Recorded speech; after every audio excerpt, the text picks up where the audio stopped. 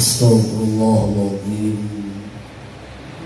Alladzi la ilaha illa huwal hayyul qayyum wa atubu ilaih wa la hawla wa la quwwata illa billahil aliyyil azim Ilahi anta maqsudi wa ridhani kama dubi Assalamualaikum warahmatullahi wabarakatuh.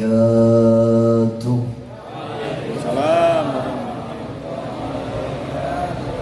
Yang menjawab salam mudahan hajatnya dikabulkan oleh Allah, rezekinya dilancarkan oleh Allah, mudahan cepat berumrah insyaallah. Ulun ulang sekali lagi. Assalamualaikum warahmatullahi wabarakatuh.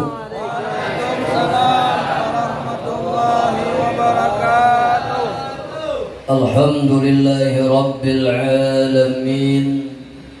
Thumma alhamdulillahilladzi ja'ala ta'aqubal laili wan nahar ayatan liulil albab wa ayatan liulil absar wa yang ulun hormati dan ulun muliakan para habaib, para asatiz, wabil khusus ayahanda Habib Syekh yang berhadir pada malam hari ini, orang-orang tua kita, Pak Haji Zain alhamdulillah, Pak Firdaus, Pak Nanang, mohon maaf kalau salah sebut nama, wabil khusus sahibul hajat, tuan rumah yang mengundang ulun datang ke sini, bapak-bapak, ibu-ibu, hadirin sekalian yang insya Allah dicintai dan disayangi oleh Allah Subhanahu wa Ta'ala.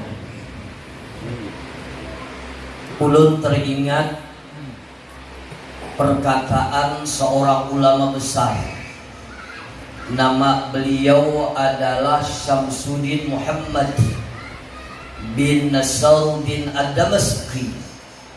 Beliau ini membuat sebuah syair, dan syair itu menceritakan bagaimana Abu Lahab yang jelas-jelas dilaknat oleh Allah, yang waktu hidupnya saja sudah dilaknat oleh Allah, belum lagi meninggal dunia, belum lagi wafat, belum lagi di hari kiamat, di dunia saja sudah dilaknat oleh Allah dengan turun ayat Al-Quran, tabat yada abi lahabi wa tab. Lalu beliau mengatakan, ini orang yang jelas dibenci oleh Allah, dilaknat oleh Allah, tapi setiap hari Senin menurut riwayat hadis yang sahih ini Abu Lahab ini di antara jari-jarinya ini mengeluarkan air yang beliau hisap, sehingga setiap hari Senin Abu Lahab ini diringankan azabnya dari neraka Allah Subhanahu wa Ta'ala. Padahal orang yang jelas dilaknat oleh Allah. Lalu dalam syair itu sini menjelaskan bukan karena apa-apa. Ternyata Abu Lahab ini kenapa mendapatkan keringanan daripada siksa api neraka Allah? Ternyata tatkala Rasulullah lahir, beliau merasa gembira. Lalu rasa kegembiraannya itu beliau merdekakan seorang hamba, dan memerdekakan hamba ini pun tidak ikhlas. Kenapa tidak ikhlas? Karena dulu di zaman jahiliyah, kalau lahir anak lalakian, kalau lahir keponakan lalakian, itu pamannya derajatnya akan ditinggikan di kaumnya. Jadi sidin memerdekakan hamba itu kada ikhlas, karena ada kepentingan pakai sidin jual.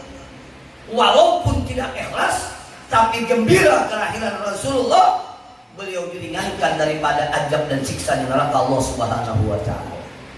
Lalu sidin menjelaskan bagaimana kalau kita yang benar-benar beriman kepada Allah, hati kita selalu ta'alluq kepada Rasulullah, lisan kita selalu berzikir, selalu bersalawat kepada Rasulullah, lalu ada kerinduan dalam hati kita ingin mengamalkan sunnah-sunnah Rasulullah, insyaallah kata beliau, orang yang demikian lebih berhak mendapatkan syafaatnya Rasulullah SAW. Mudah-mudahan dengan duduknya pian di sini karena rindu kepada Rasulullah, karena ingin mengamalkan sunnah Rasulullah, karena cinta kepada Rasulullah, mudah-mudahan kita dikumpulkan bersama Rasulullah SAW. Bapak Ibu hadirin sekalian yang berbahagia, malam hari ini ulun sedikit bercerita saja tentang cerita Husin bin Ali karamallahu wajhah. Pada suatu saat tatkala Husin ini bertemu ayahnya yaitu Sayyidina Ali karamallahu wajhah, lalu Husin ini bakakun lawan abahnya. Apa yang dilakukan oleh Sayyidina Husin? Kata Sayyidina Husin, wahai ayahanda, tolong engkau ceritakan kepadaku bagaimana akhlak kakekku yaitu Rasulullah SAW.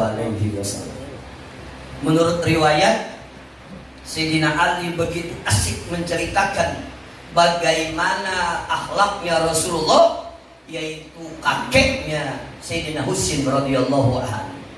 Maka di antara akhlak-akhlak yang diceritakan oleh Sayyidina Ali kepada Husin radhiyallahu an, ada 5 macam yang ulun sampaikan pada malam hari ini.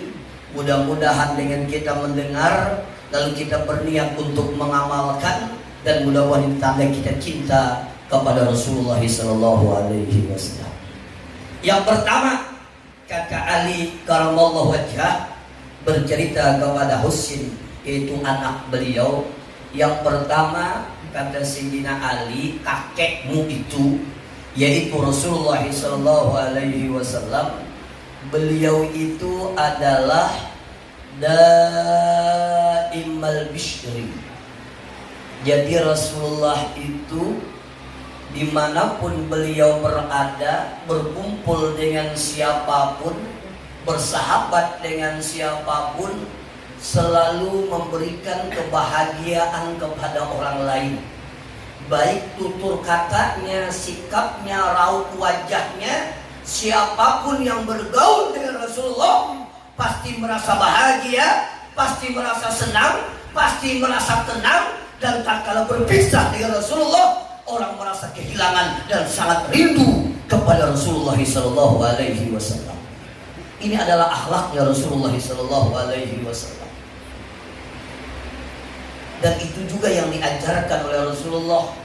Kata Rasulullah, kalau kau orang beriman dan engkau bisa meniru akhlaknya Rasulullah SAW, maka kata Rasulullah, hiduplah engkau seperti lebah.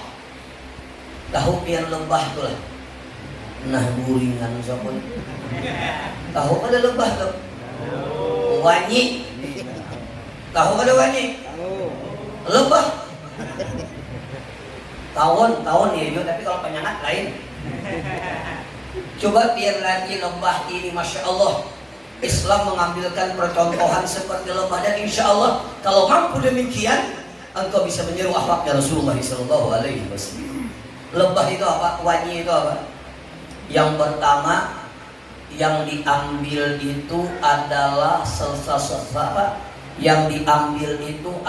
sesuatu yang selalu baik dan selalu bermanfaat. Apa yang dihisap oleh lebah? Yaitu sari, pati, bunga, pilihan. Itu lebah. Kada pernah lebah itu perasa ulun lah mahurungi bingka berendam kada suah. Apalagi lebah itu DWC, tidak pernah.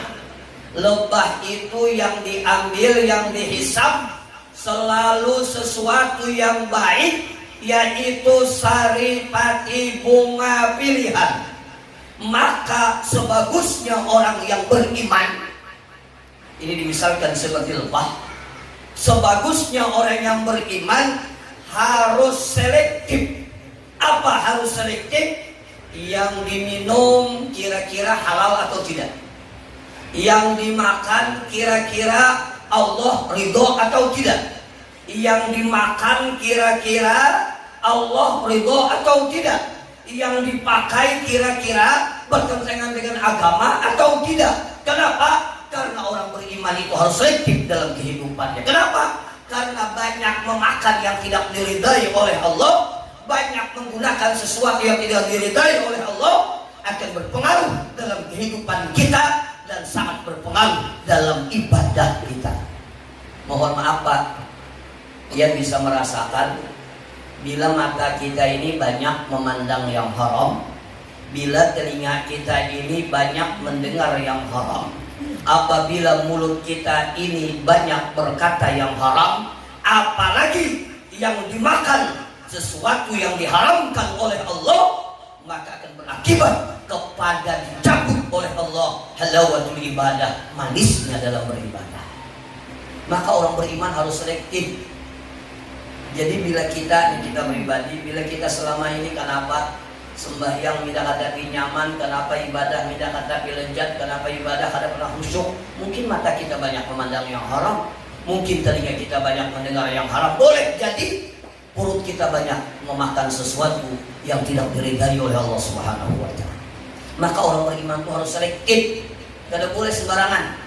Yang kedua, lebah itu yang diambil yang baik-baik, yang dikeluarkan juga yang baik-baik. Apa yang dikeluarkan oleh lebah apa? Madu. Madu ini luar biasa, sampai ada hadis Nabi mengatakan kalau kamu hendak sehat minum madu. Bahkan pengen stamina kuat minum madu. Bahkan beginian, kalau pengen glowing wajahnya maskernya madu. Bahkan beginian, kalau pengen kurus tinggal di madu. Setelah kurus kebiar. Artinya apa? Ini penting. Artinya orang beriman itu perkataannya harus yang baik-baik, sikapnya harus yang baik-baik, tingkah lakunya harus yang baik-baik. Kada boleh orang beriman itu berpandir sembarangan, kada boleh orang beriman itu berbuat sembarangan. Kenapa? Karena orang beriman itu harus bisa memberikan ketenangan kepada orang lain. Mohon maaf, mun kita di rumah mahir berpandir kada baik, lawan orang jangan kada baik. Mun pian di rumah mohon maaf rancak menyambat bungul, lawan orang jangan menyambat bungul. Karena boleh jadi yang kita menyambat bungul tuh, habis kita menyambat bungul kita kada ingat lagi sudah. Tapi yang disambat bungul itu sampai yang kemaki ingat masih itu. Bahkan pian diumumkan di masjid, innalillah, jadi yang menyambat aku bungul semalam tuh. Bujur kada? Maka orang beriman begitu. Yang ketiga, mohon maaf, lebah itu yang dihisap bagus-bagus, yang dikeluarkan bagus-bagus. Dan yang ketiga apa? Lebah itu dimanapun dia mampir, walaupun di dahan yang rapuh, lebah itu tidak pernah merusak dahan yang rapuh itu. Itu orang beriman. Dimanapun kita berada, jangan bikin kacauan. Orang bagus pengajian datang sini camuk pengajian. Orang rami bata tangga diam sidin situ bakal ladian orang. Di mana sidin ada camuk. Camuk itu bahasa Inggris. Kacau. Dan yang ketiga, yang keempat, mohon maaf, lebah itu apa? Lebah itu tidak pernah mencari musuh. Dimanapun tidak pernah mencari musuh, tidak pernah mendengar lebah itu ke pasar balauran menggigiti orang gak ada suah. Tapi lebah itu jangan coba-coba diganggu, biar bila biar ganggu ke mana biar buka di kapungnya biar sampai ketamban diiringinya biar. Itulah lebah. Maka Rasulullah ini kenapa daimal bisri, dimanapun kapanpun bersama siapapun selalu disenangi orang lain. Kenapa? Karena akhlaknya luar biasa. Ulun sedikit cerita lagi. Rasulullah itu pernah suatu saat makan korma lawan beberapa sahabat. Jadi waktu makan korma itu habis makan sebiji, bijinya diandak di hadapan. Rupanya Sayyidina Ali ini menggayai Rasulullah makan 3 biji, bijinya ini diandak di hadapan Rasulullah. Rasulullah makan 3 tapi bijinya 6. Rasulullah ini gak ada sarik. Ujar Rasulullah, kada apa-apa aku makan 6 biji, tapi Sayyidina Ali makan lawan biji-bijinya dari sini. Ini menggambarkan Rasulullah itu orangnya sangat biasa, bergaul dengan siapapun, menghargai siapapun, tidak menjaga wibawa. Ini ada manusia ini modal kayak apa? Lo kayak menjaga wibawa, tak kawali di hari. Lo kayak turun wibawa tuh nah. Padahal kada memasang gigi palsu, kada ingat. Gigi menahon. Rasulullah itu biasa. Bahkan menurut riwayat, rancak Rasulullah itu menjadi tunggangannya Sayyidina Husin dan Hasan. Jadi Rasulullah itu rancak jadi kudaan tuh nah. Tahu yang kok kudaan tuh lah? Tahu ada? Bisa lah kok kudaan lah. Kok kudaan bujur nih. Jadi Rasulullah itu rancak bating kau didatangi, ditunggang oleh Husin, dinaiki oleh Husin, dan itu Hasan, diulah kekudaan. Subhanallah. Begitu menandakan Rasulullah ini sangat biasa-biasa saja, dengan siapapun beliau bergaul, dan dengan siapapun beliau selalu menghormati. Dan Rasulullah, kenapa beliau selalu memberikan kebahagiaan?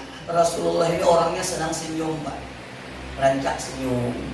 Jadi muha tuh mohon maaf, kada kayak malaikat Israel tuh. Ini ada orang yang merangut, kelihatan benar, kada berduit tuh kelihatan benar. Rasulullah senang senyum. Jadi kata Abu Dzar Al-Ghifari, waktu aku melihat wajahnya Rasulullah itu, belum lagi aku mendengar bicara beliau, hanya memandang wajahnya saja membuat sejuk hatiku. Kenapa? Karena wajah Rasulullah itu selalu memancarkan kegembiraan dan selalu senyum. Biar bisa membayangkanlah, orangnya ganteng luar biasa tapi senang senyum. Subhanallah. Kita ini kebalikannya, sudah muha pas-pasan, melek modal, luang hindung ganal sabalah, parangutan tak pulang. Rasulullah itu Masya Allah sudah ganteng, ketemu dengan siapapun beliau selalu senyum. Jadi orang memandang wajah beliau itu sejuk gitu, nyaman. Gantengnya Rasulullah itu kada bisa dibayangkan. Menurut riwayat itu kalau seandainya jumlah kecantikan itu 100, 50 kegantengan itu miliknya Rasulullah. Yang 25 itu miliknya Nabi Yusuf alaihissalam. Yang 25-nya kita dibagi ini, Pak. Ini sisanya aja lagi nih. Kita ini sisa-sisa aja lagi nih. Dan mohon maaf, kalau dalam cerita yang diceritakan gantengnya Nabi Yusuf, tidak pernah diceritakan dengan gantengnya Rasulullah. Kenapa? Karena Rasulullah itu, kata Said Alwi Al-Maliki Al-Hassani di dalam kitab Insanul Kamil, hijabnya tidak dibuka oleh Allah. Seandainya hijabnya dibuka oleh Allah, orang akan mengoyak-ngoyak jantungnya. Kenapa? Tidak sanggup memandang wajah Rasulullah SAW. Biar bisa cerita Nabi Yusuf itu 25% aja. Coba biar cerita Nabi Yusuf dalam Al-Quran. Julaiha itu karena rancak pertemuan Nabi Yusuf alaihi salam, akhirnya kerindangan, rindu berat. Akhirnya menurut riwayat itu setiap malam Julaiha itu naik ke atas gedung, lalu dia menyampaikan, wahai angin malam, sampaikan rinduku kepada Yusuf alaihi salam. Begitu keganangannya, saking kada sanggupnya lagi, akhirnya Zulaiha mengajak Nabi Yusuf untuk berbuat zina, tetapi dipelihara oleh Allah. Akhirnya Nabi Yusuf lari karena beginiannya kehendakan, dikapung, ditarik di bajunya, rapi baju Nabi Yusuf alaihissalam. Akhirnya dipitnah beginiannya Supan, dipitnah Nabi Yusuf yang hendak memperkosa. Jadi waktu itu ada orang bijak mengatakan tidak mungkin Nabi Yusuf hendak memperkosa. Kenapa? Bajunya rapi di belakang, pasti beginiannya kehendakan. Akhirnya apa? Tersebar. Akhirnya Julaiha ini dihuluti oleh kekawanannya, sama-sama bini-bini raja tuh nah. Ya kau ini mungkin bini-bini kadis mungkin lah. Kepala dinas nah, menghuluti itu nah. Cuma ulun pasangkan lawan pian lah. Kalau pian ditawari jabatan tuh 2 jabatan dia jangan diambil. Yang lainnya ambil aja. 2 jabatan jangan diambil. Pertama, jangan diambil tuh pertama adalah kepala biru. Yang kedua kepala subak tuh yang diambil. Itu sakit keduanya itu biru subak itu. Jadi waktu dikumpulkan, akhirnya disabati kami kada level Julehai hendak lawan Nabi Yusuf, hendak lawan Yusuf. Yusuf tuh budak ikam bini raja. Kemudian Julehai kan pada suami melihat, coba mau nikah melihat kena kayak apa Yusuf tuh. Akhirnya apa dalam Al-Quran itu, falamma ra'ainahu akbarnahu wa qata'na aydiyahunna wa qulna hasyalillah ma hadza basyaran in hadza illa malakun karim. Dikumpulkan bini-bini permaisuri ini, bini-bini raja ini dikumpulkan. Akhirnya dijulungi makanan, habis dijulungi makanan dia lewatkan Nabi Yusuf alaihissalam. Falamma ra'ainahu, manakala kami melihat akan dia, wa qata'na aydiyahunna, terpotonglah tangan-tangan mereka. Kadang-kadang saat pas Nabi Yusuf lewat memotong buah, tak potong tangan, kadang-kadang saat sakitnya. Kenapa? Begitu nikmatnya memandang wajah Nabi Yusuf alaihissalam. Nah jadi Julaiha ikamanya sekali melihat, habis tangan ikam tak potong sudah. Kayak apa aku yang tiap hari itu. Bahkan menurut riwayat di Mesir itu terjadi musim paceklik yang luar biasa. Orang kelaparan, waktu lapar itu dia lewatkan Nabi Yusuf. Pas Nabi Yusuf lewat, beginian melihat 6 bulan lapar, melihat wajah Nabi Yusuf langsung kenyang. Makanya ulun pesankan orang beginian yang di belakang itu, bila pian lapar, itihi muhalaki pian, insya Allah bertambah laparnya. Ini Yusuf hanya 25%. Bagaimana dengan akhlaknya, bagaimana dengan tampannya Rasulullah SAW. Maka belajar senyum, Pak, belajar. Tentunya ada kawannya lah. Dan kadang kawan kena senyum. Ada malah di japal kawan di dahi ini malah lain juga nih. Dan senyum ini kelihatannya gampang, memerot akan untung, mengeluarkan gigi. Cuma bagi yang ada bisa senyum ngalit ya. Itu di muhammad malaikat Israel loh. Prahut tuh. Maka yang pertama sifat Rasulullah itu adalah daimal bisri. Yang kedua, Rasulullah itu sahadal khuluq. Apa itu sahadal khuluq? Akhlaknya yang sangat luar biasa. Bahkan Siti Aisyah pernah ditanya, bagaimana akhlaknya Rasulullah? Maka Siti Aisyah menjawab, kana khuluquhul Qur'an.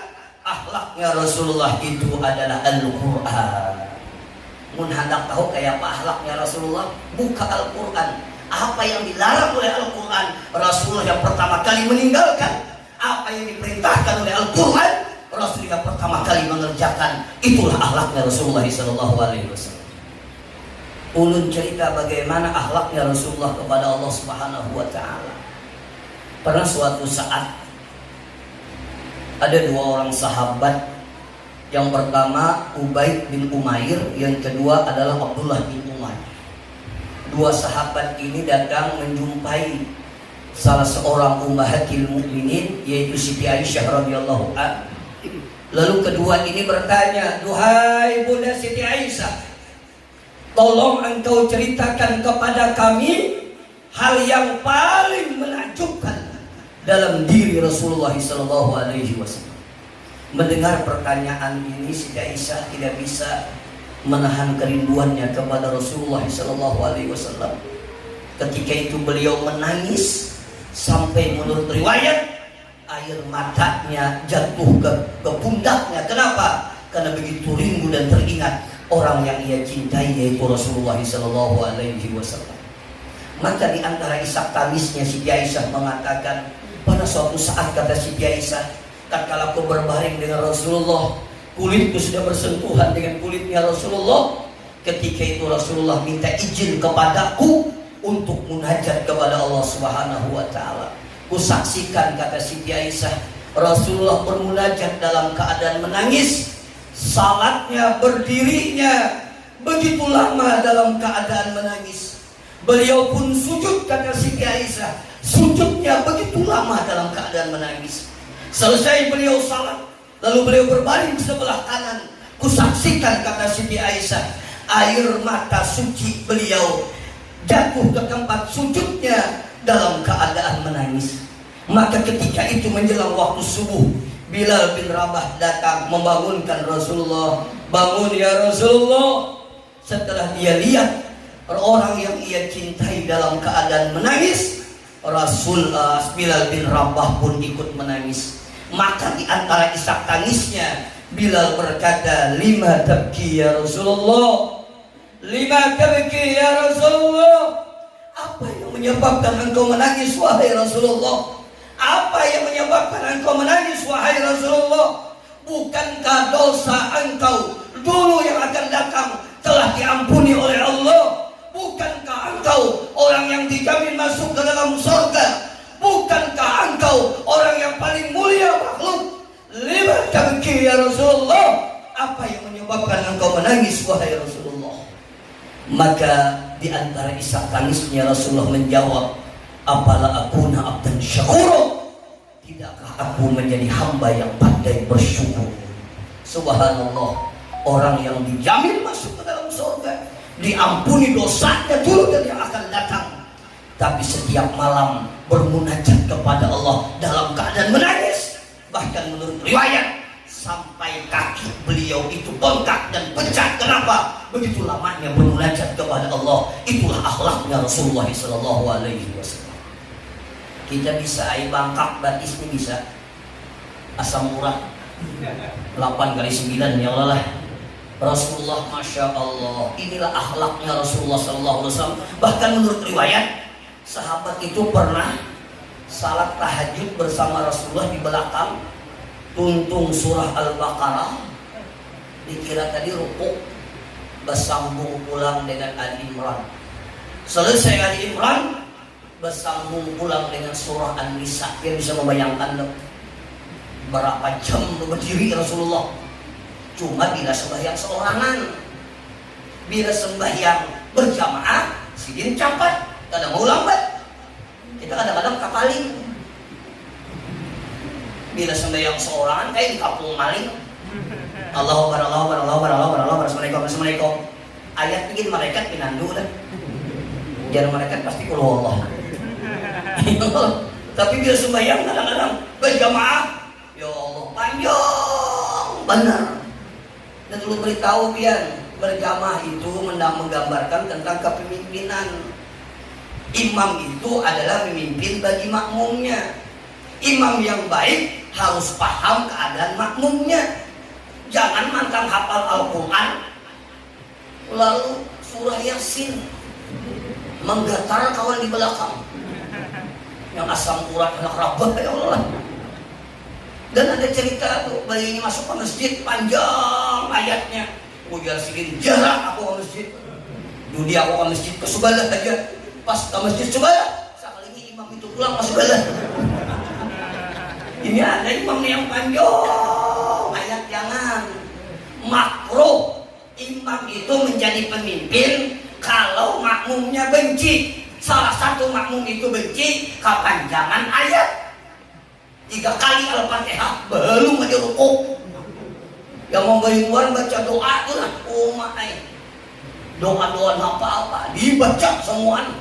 Doa masuk WC yang ada. Jadi orang menunggu ya Rabbana atina kepala lawasan. Pas Rabbana iya diorangkan ya Rabbana la tujib qulubana. Iya belum dia juga.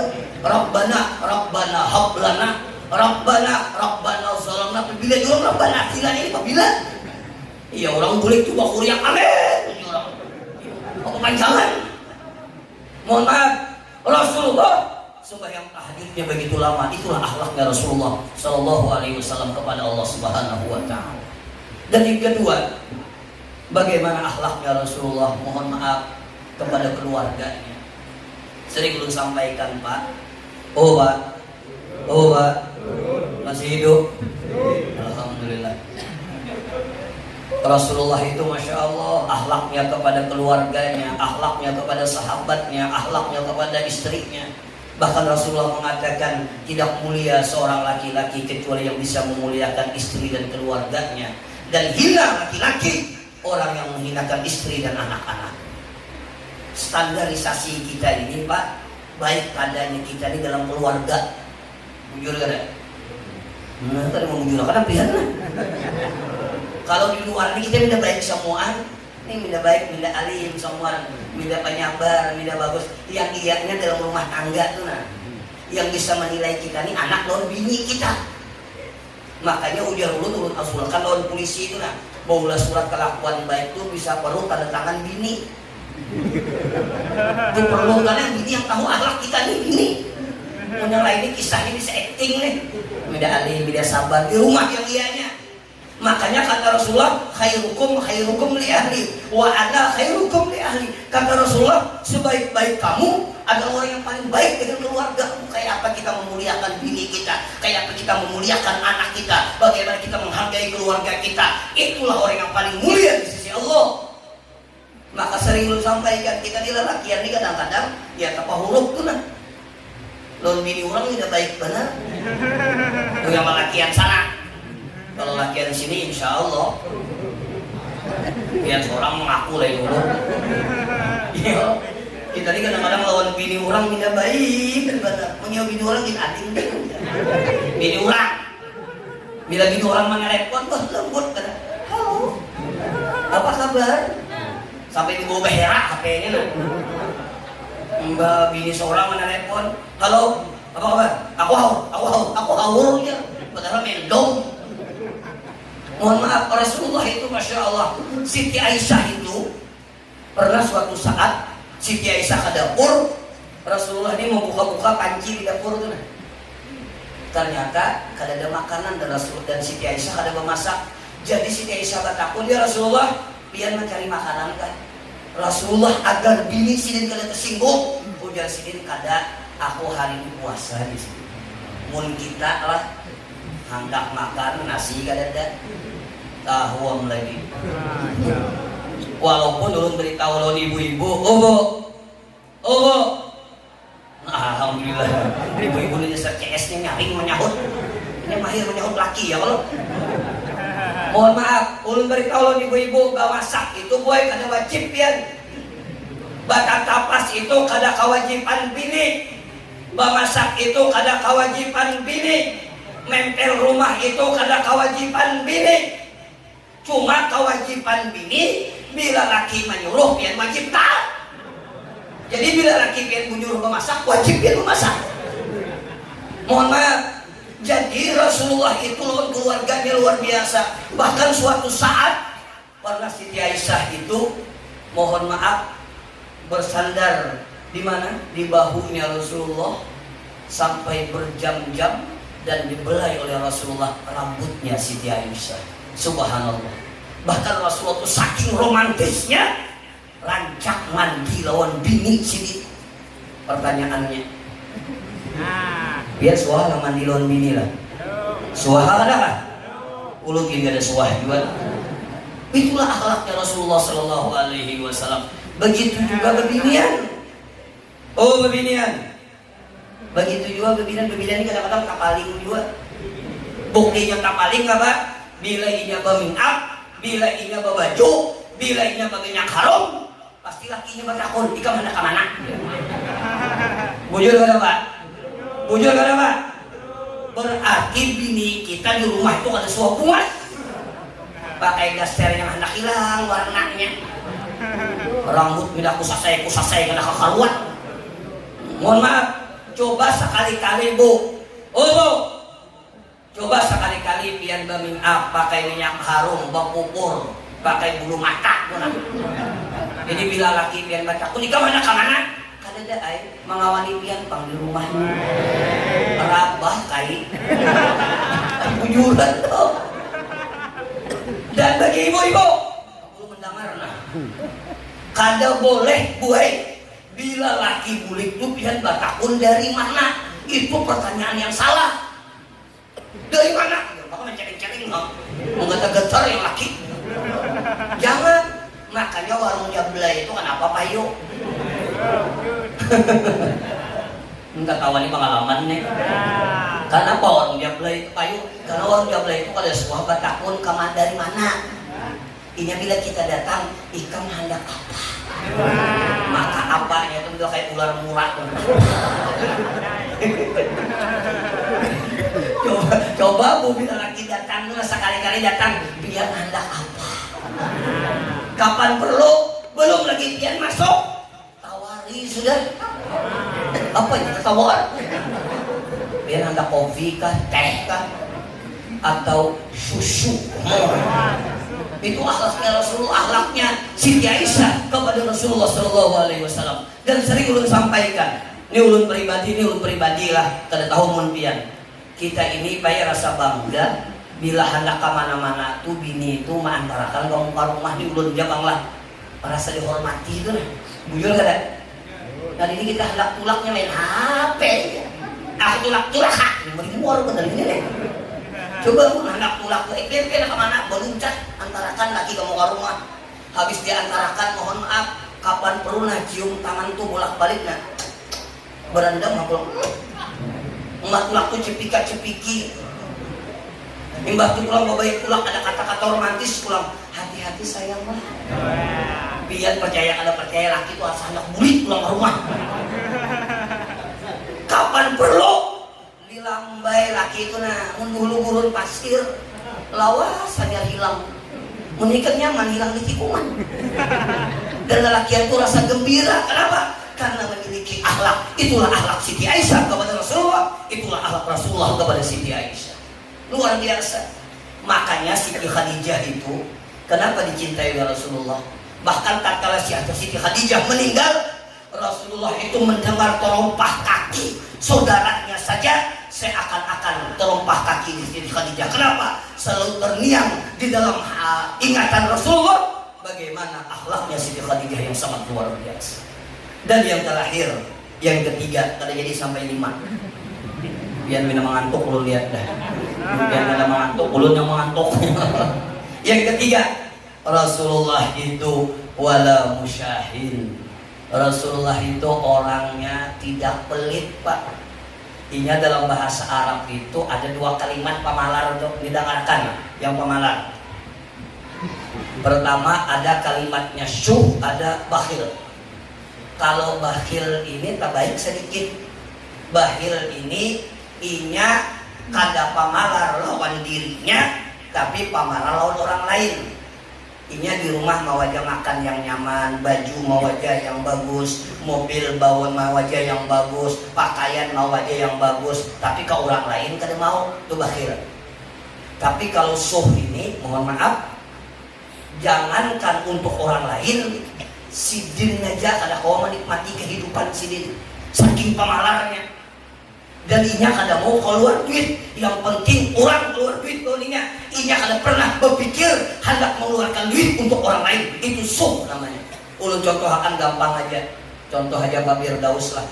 Contoh, kebetulan pian para ulun pian contohnya tiwas para ulun mun Habib pun gak ada wani. Pak Firdaus contoh aja Pak Firdaus lah. Ini contoh aja. Namun bujur kok tobat. Ini contoh aja. Contoh. Sadang aja sudah lah. Harus ada lah. Contoh lah. Biar ulun menyambat Pak Firdaus. Pak Firdaus, kita hari ini makanan. Biar Firdaus diparian. Ulun ini kan kalau di Palangkaraya kalau ulun dipari. Tapi kalau di Jakarta Frankie. Biar Firdaus dibalik, mohon maaf, aku sudah kenyang. Hanya dari makan lawan bini, itu julun, ubayari kampung kayak itu, ayo ya kayak gitu. Itu tuh karena suhnya kada mau keluar duit. Dia bilang makan lawan kita tuh, bedudi makan. Mbah Tuntung bisa mau gigi lah, kisah main HP lah. Dia kada mau bayar orang lain, tapi tak tuju dibayari. Itu karena suh karena. Itu bila ada kayak itu lihat aja kan, mati itu ada dihina kurang. Pemalar. Dan mohon maaf Pak, sering ulun sampaikan, apa yang kita makan akan menjadi kotoran, apa yang kita simpan akan menjadi rebutan. Tapi demi Allah, apa yang kita nafkahkan di jalan Allah, itu yang akan menemani kita dalam kubur sampai hari kiamat. Kenapa? Karena kubur itu setiap hari memanggil kita dengan 5 macam panggilan, Mbak. Ini kita semuanya. Di Sambali di mana komplek kuburan di mana? Banyakkah? Pikir ada seorang yang banyak loh. Jadi di Sambali setiap komplek kuburan itu 5 kali memanggil kita ini 5 kali. Kita kada mendengar benar ya? Yang kita mendengar bukan kita. Apa dipanggilnya? Innal qabra yunadi, sesungguhnya kubur itu memanggil manusia itu setiap hari dengan 5 macam panggilan. Yang pertama kata kubur, ya ibna Adam, wahai anak manusia, ana baitul wahdah, aku ini adalah rumah yang bersendirian. Karena bila ikam mati, ikam kada ada lagi sahabat, ikam kada ada lagi kawan, ikam kada ada lagi anak, ikam tidak ada lagi bini, semua akan meninggalkan dirimu. Maka kata kubur, aku ini adalah rumah yang bersendirian. Maka faj'alaka mulisan, carilah kawan kamu dalam kubur. Bagaimana mencari kawan dalam kubur? Biqiraatil Quran, dengan banyak-banyak membaca Al-Quran. Pak, Oba, kita ini bila mati kita seorangan dalam kubur, Pak. Sekira ada kawan dalam kubur, banyak-banyak membaca Al-Quran. Yang kedua, kubur memanggil kita, ana baitul sulam, kata kubur, hai anak manusia, aku ini adalah rumah yang gelap. Kayak apa kada gelap, Pak? Sudah ditapuk orang kubur, habis ditapuk orang, mohon maaf, amun kuburnya karing, itu sunat diandaki lahat dulu lah lahat. Tahu ya kalau biar lahat tuh lah, mun kada tahu mati esok. Lahat kena. Mbah diandaki orang lahat, lalu dihadapkan kita ke kiblat. Nah, menghadapkan ke kiblat ini dalam hukum fikih hukumnya wajib. Tapi kalau ma'andak waktu menyembahyangkan itu ada apa-apa, kepalanya di kiri, kan di kanan gak ada apa-apa. Ini ada guru melihat kasihan mayit itu kan. Diandak di kanan, datang tuan guru kiri, pindah ke kiri. Datang pulang yang menyembahyangkan salah kiri, kanan ke kanan pulang. Kasihan mayit. Belum lagi batamu kanan kiri, pusing berdahulu deh ya. Kiri kanan putar-putar. Padahal itu kada apa. Yang sunnah itu imam bila lelaki yang di kepala berdirinya, bila bibinian di pinggang. Kalau masalah kepala kiri kanan kada jadi masalah. Kasihan naik 4 kali putarnya kan. Ya Allah. Nah, kalau dalam kubur itu, bila ia kuburnya itu karing, itu diulah lahat, lalu dibuka kain kaci kita ini diciumakan ke tanah. Udah lah. Habis diciumakan ke tanah, lalu diandaki papan, dibilang karing kuburnya. Bila inya kuburnya babanyu, lain lagi pasti pakai tabala. Diandaki orang timbarat, lalu buburinik tuh, dia mati 2 kali, mati lama selalu mati bujur. Timbal diandaki orang papan, lalu diurang-urang lawan tanah, diurang-urang lawan tanah. Habis diurang orang tanah, saya kira pisit diajak orang. Siapapun diajak orang alim diajak orang, siapa aja, apalagi preman, lincai orang. Mohon maaf, jajak orang, dia bisa membayangkan gelapnya luar biasa. Kanan tanah, kiri tanah, atas tanah, bawah tanah. Maka ujar kubur, ada baitul zulam, aku ini adalah tempat kegelapan. Pandawiruni, maka terangilah aku. Bagaimana menerangi kubur? Biqiyamil lail, dengan banyak-banyak bangun di tengah malam. Insya Allah kubur kita terang. Cuma bangun malam nih ngalih, mau bangun jelas sudah bakami. Yang ngalihnya sudah hiang itu ngalih berat. Maka lu sampaikan kepada perempuan, rahimallahu imra'atan, akan mendapatkan rahmatnya Allah.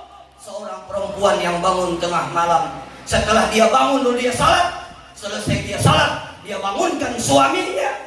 Seandainya suaminya tidak mau bangun, dia ambil air, dipercikan dengan suaminya agar suaminya bangun, maka istri yang demikian akan mendapatkan rahmatnya Allah. Jadi bebinian menghadap dapatnya rahmat Allah, bangun tengah malam, bawa laki bangun, percikan air ke muhanya.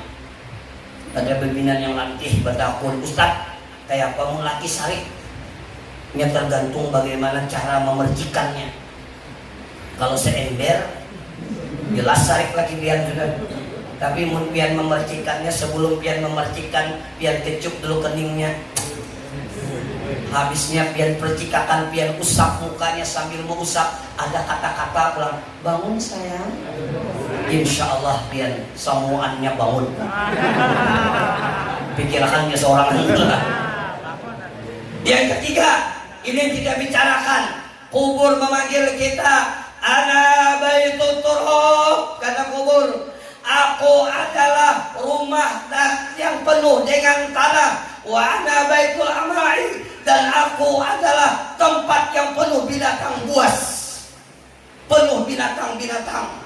Biar kubur rumahku, pokoknya adalah rumah yang penuh dengan tanah, penuh dengan binatang-binatang, cacing ada, ular ada, lipas ada, kalajengking ada, macam-macam. Maka kata kubur, fahmilil firasa, bawa kena tilam di kubur. Kayak apa membawa tilam? Bil amali soleh, dengan amal soleh. Pian bersedekah, pian menyumbang untuk di jalan Allah, pian membangun masjid, membangun musala, pian membantu apapun. Ini adalah amal soleh. Insya Allah ini yang akan menerangi alam kubur kita. Benar atau tidak? Benar atau tidak?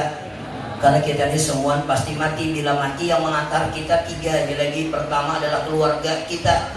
Amun lakinya mati, bininya mengantar ke kubur. Kalau bininya mati, lakinya mengantar ke kubur, anaknya mengantar ke kubur. Kalau ini bisi harta, mobilnya mengantar ke kubur. Tapi mau sudah mati, kada kau lagi pilih mobil. Kalau lagi mau masih hidup, kau pilih mau sugih. Aku kada mau yang ter di Minang Alih itu, aku yang hendak apa ngarannya tuh, Pak Daus yang nyaman tuh nah. Suspensi kan, nah yang suspensinya nyaman tuh nah, minimal 3 Enopa. Kau memilih, amunnya sudah mati, kalau lagi memilih, dibuat orang ke mobil APP bagian partai, yang remnya keras, benar loh, main tinggi 3 kali kehantuk tuh. Kalau lagi sudah, jadi kalau kita meninggal dunia, yang mengiringi kita adalah keluarga kita, yang kedua adalah harta kita, dan yang ketiga adalah amal soleh kita. Tapi sayang, seribu sayang, kayak apa dia sayangnya anak lawan kita, cintanya anaknya lawan kita. Kemana-mana mama, kemana-mana abah, tidak mungkin masuk ke liang kubur. Bujur kan? Dia akan kembali. Laki kita yang sayang lawan kita, bu, bila pian matinya menangis sebelah kiri, sebelah kanannya melirik, sudah. Siapa ganti pian? Mohon maaf. Begitu juga lelakian, mun kita mati. Apalagi diisi bini, bunga, seksi, suge, pas kawan mengawini. Semua akan kembali, harta akan kembali, keluarga akan kembali. Yang kekal menemani kita adalah amal soleh kita, termasuk apa yang kita sumbangkan di jalan Allah. Penutup ulun sampaikan, bagi kita yang diberikan Allah kelebihan rezeki, harus berpikir untuk akhirat. Berapa persen yang kita sumbangkan di jalan Allah. Jangan tertipu. Kumpulakan, mati, selesai urusan. Maka bagi kita yang beriman, sekali lagi, karena rumah masa depan kita adalah akhirat, dunia hanya sebentar saja, kita harus berpikir berapa persen yang kita sumbangkan di jalan Allah, berapa persen yang kita sumbangkan untuk kemaslahatan umat, berapa persen yang kita sumbangkan untuk membantu umat. Itu yang penting. Kenapa? Itulah tempat kita kembali. Dan disitulah kita akan menikmati alam kubur, satu kebun daripada kebun surganya Allah Subhanahu wa Ta'ala. Ini beliau, alhamdulillah, ini yang wakil anggota dewan, alhamdulillah. Mohon maaf Pak, mumpung tanda tangan laku, pokoknya bila kepulan masjid tanda tangan ini, mudah-mudahan menjadi amal jariah bagi dia. Begitu juga Pak Firdaus, mudahan jadi. Belum pesan, ini pesan. Pejabat itu menyakawa majelis itu hadir, tapi jangan hendak mencalon aja. Ini serius, kata saya tersinggung berilaan. Ini kadang-kadang pejabat ini di sana di Amerika, bila hendak pemilihan untuk ada diundangin datang, menjumul orang kematian datang. Imbas sudah jadi ya Allah, diundang Minang Alih benar, tapi belum yakin insya Allah berdua ini kada termasuk itu. Mudah-mudahan beliau selalu istiqamah ingin membantu umat dan selalu menjadi amal jariah bagi beliau insya Allah. Yang keempat dan yang kelima kita sambung pabilah pulang. Assalamualaikum warahmatullahi wabarakatuh.